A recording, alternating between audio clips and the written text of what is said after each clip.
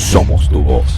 Ya está con nosotros el señor Moisés Chocrón, analista internacional, quien está al frente de Terapia de Choc o @chocterapia a través de Instagram, para hablar sobre todo de lo que está ocurriendo en Estados Unidos a propósito de recientes declaraciones que ha ofrecido Donald Trump. Por allí ya ha lanzado varias propuestas al aire o las ha puesto sobre la mesa. Hablaba, por ejemplo, de Groenlandia. Y de redefinir, digamos así, las fronteras internacionales para que Groenlandia forme parte de los Estados Unidos. También hablaba sobre Canadá y sobre el canal de Panamá. Así que todo eso lo vamos a estar conversando hoy con él. Moisés, bienvenido a esta que ya es tu casa. ¿Cómo estás? Hola, buenos días. Feliz año. Todavía es legal decir para los venezolanos. Por ahí hasta el 25 de enero se puede decir feliz año todavía. O feliz año con J, Moisés. Feliz año. Sí. Bueno, muchísimas gracias como siempre por brindarme este espacio. Saludos también a todos los que nos están escuchando en este primer programa del año y en esta primera intervención de Terapia de Choc con ustedes. Sí, efectivamente es interesante conversar sobre lo que ha dicho Donald Trump, porque como bien lo menciona, se refirió a Groenlandia, se refirió a Canadá, también se refirió al canal de Panamá, y también habría que agregar las declaraciones que dio sobre México, sobre todo específicamente sobre el Golfo de México y un presunto cambio de nombre.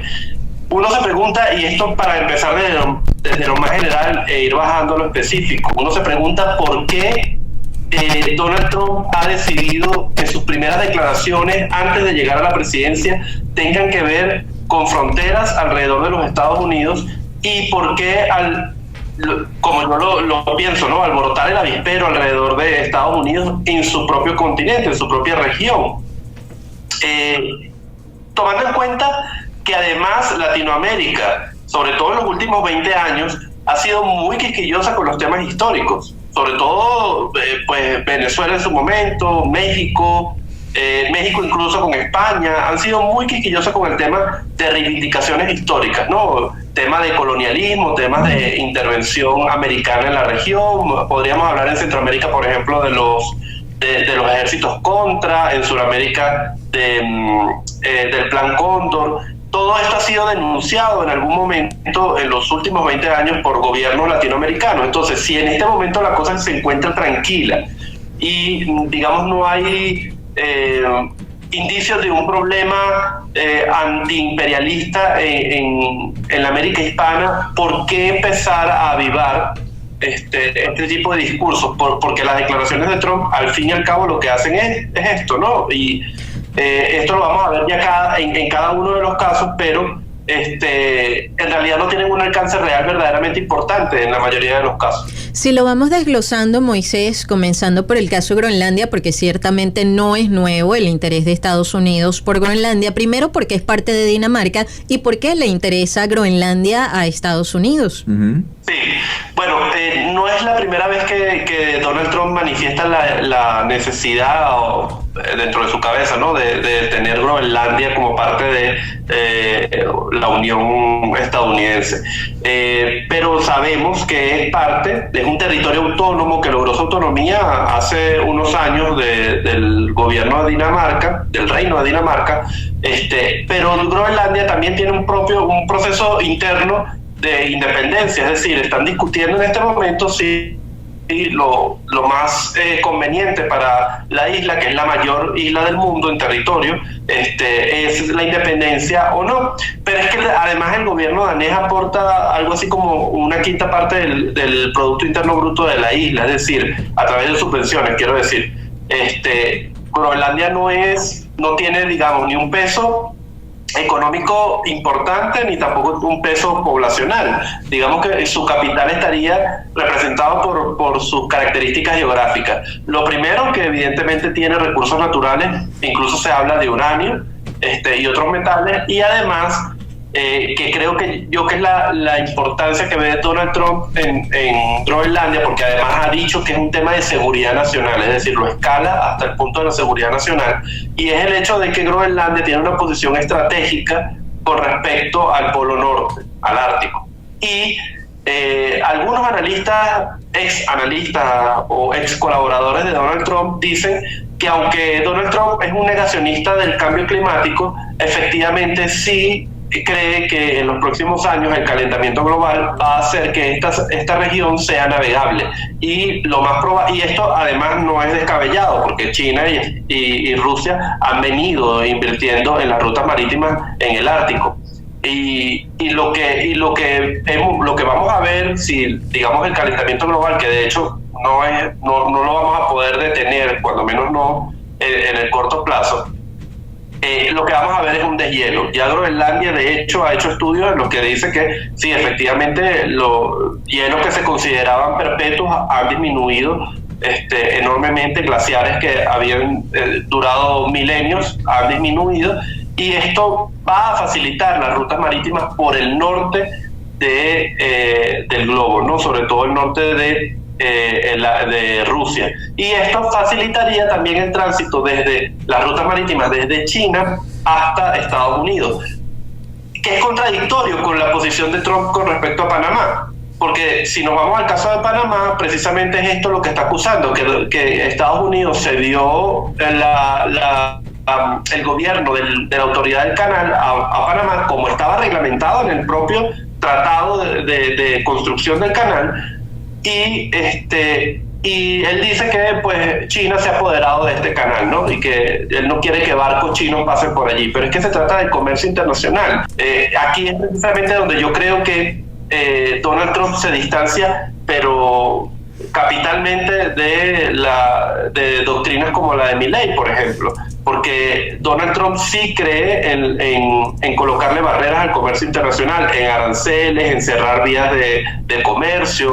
Esto, yo, pues, desde el punto de vista dogmático y teórico, creo que hace que Donald Trump en realidad esté muy separado de los liberales en términos de economía. Escuchan al analista internacional Moisés Chocrón. Ahora bien, Moisés, si Groenlandia forma parte del reino de Dinamarca, ¿qué implica que sea un territorio autónomo? Los groenlandeses, que es el gentilicio, son daneses. Es como pues el apureño sigue siendo venezolano, aunque en el caso de Groenlandia sí han logrado una autonomía a partir sobre todo del año 2009, negociaron nuevamente su autonomía. El gobierno local ha tenido más poderes y, como les digo, están discutiendo internamente dentro de Groenlandia si la independencia es buena para la isla o no.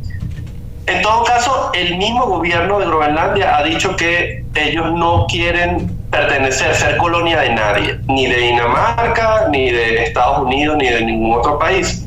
Lo que significa que, en todo caso, porque también el primer ministro groenlandés también ha afirmado que está preparado para hablar, eso lo dijo el pasado viernes, está preparado para hablar con Donald Trump. Esto quiere decir que en todo caso, si Groenlandia solicitara su independencia de Dinamarca, cuestión que no es extraña para los daneses porque se viene hablando durante años, ellos y empezaran a haber conversaciones con los Estados Unidos, no sería para entrar como una colonia o para entrar a la Unión como Puerto Rico, que es un Estado libre asociado, sino más bien como un Estado pleno de derecho, ¿no? Porque allí es a donde apuntan las declaraciones. Lo que parece extraño es que cuando le preguntan a Donald Trump si está dispuesto a utilizar el poder económico y militar de los Estados Unidos para posicionarse en la isla, dice que efectivamente es así, que él está dispuesto a usar incluso el poder militar. Esto prende las alarmas, porque Dinamarca es parte de la OTAN y Estados Unidos pues en ciertos momentos, porque hay que hacer la especificación que durante precisamente los gobiernos de Donald Trump, la política exterior de los Estados Unidos ha sido más bien de abandono de la OTAN, pero en el resto de los gobiernos ha sido de defensa de la OTAN, es decir, como herramienta estratégica para hacerle frente a Rusia, a Irán y a otras amenazas que van surgiendo, que son antioccidentales, por así decirlo, o que se proclaman a sí mismos antioccidentales, como en el caso, por ejemplo, de Irán. Entonces, lo que vemos con respecto a Donald Trump en Groenlandia, Estados Unidos no nada más se expande por ese proceso de colonización, de los pioneros estadounidenses, este mito romántico que tienen los Estados Unidos de cómo fue su expansión. En realidad la mayor parte de la expansión estadounidense fue comprando territorios. Primero le compra la Luisiana a los franceses de hecho quisieron recomprar ese territorio y los Estados Unidos no accedió. Luego la compra de la Florida y otros territorios en el sur de Estados Unidos. De hecho, eso tuvo como consecuencia después un conflicto bélico. Después Estados Unidos compra a Rusia, Alaska, y más adelante incluso Estados Unidos se inmiscuye en los reductos coloniales que quedaban de España, esto a principios del siglo XX, y interfiere para la independencia de la isla de Cuba en la guerra estadounidense-española. Esto es poco conocido, pero Estados Unidos en realidad tiene una historia de adquirir territorios por la vía de la compra y también del conflicto, como por ejemplo en el caso de Texas, que era mexicana, y que lo adquiere por la vía del conflicto. Y a partir de allí, pues toda la expansión y la conquista del salvaje oeste, por decirlo así, hasta llegar a la costa pacífico de lo que hoy es el día el territorio estadounidense. Escuchan a Moisés Chocrón, analista internacional, está al frente de Terapia de Shock. Y en el caso de Canadá, Moisés, ¿qué tan probable es que se convierta en el estado? Creo que es el 51 de los Estados Unidos. ¿Y por qué ahora esta intención? Sí, actualmente Estados Unidos tiene 50 estados y un estado libre asociado que es el de Puerto Rico. Y sería así, pues en la medida en que se vayan sumando, ya sea Groenlandia o Canadá, pues irían sumando estados a la Unión, que por cierto están representados como estrellas en la bandera estadounidense. Lo de Canadá es aún más improbable, porque por ejemplo en Groenlandia podríamos decir, bueno, planteémonos un escenario de relaciones internacionales, porque tampoco se trata de tachar cualquier idea como una locura, sino que pues Groenlandia puede proclamar su independencia en los próximos años y Estados Unidos podría decir, bueno, si tú ya eres independiente, ¿qué tal si te unes a los Estados Unidos y pues también adquieres el poder que nosotros tenemos en el mundo, ¿no? Eres parte de la Unión. Además, Groenlandia solo aportaría 57,000 personas como población a los Estados Unidos, es decir, prácticamente nada. Entonces Estados Unidos podría posicionarse militarmente en la isla de Groenlandia para ayudar o fortalecer su proceso de independencia. Sí podría, con la colaboración del gobierno groenlandés, nunca como un acto de guerra, porque eso sí sería verdaderamente catastrófico para las relaciones de Estados Unidos con Europa. No, ni siquiera estoy hablando de Estados Unidos con Dinamarca, porque efectivamente se verían rotas, pero de Estados Unidos con Europa se verían muy afectadas. En el caso de Canadá es aún más improbable porque de hecho, pues lo hemos visto, algunos dicen que parte de la decisión de Justin Trudeau de retirarse del gobierno canadiense es por la llegada, la nueva llegada de Donald Trump al poder, porque sabe que es muy complicado negociar en términos económicos y comerciales, que en realidad es el obstáculo entre Estados Unidos y Canadá, el tema del Tratado de Libre Comercio del Norte de América, entre Canadá, Estados Unidos y México.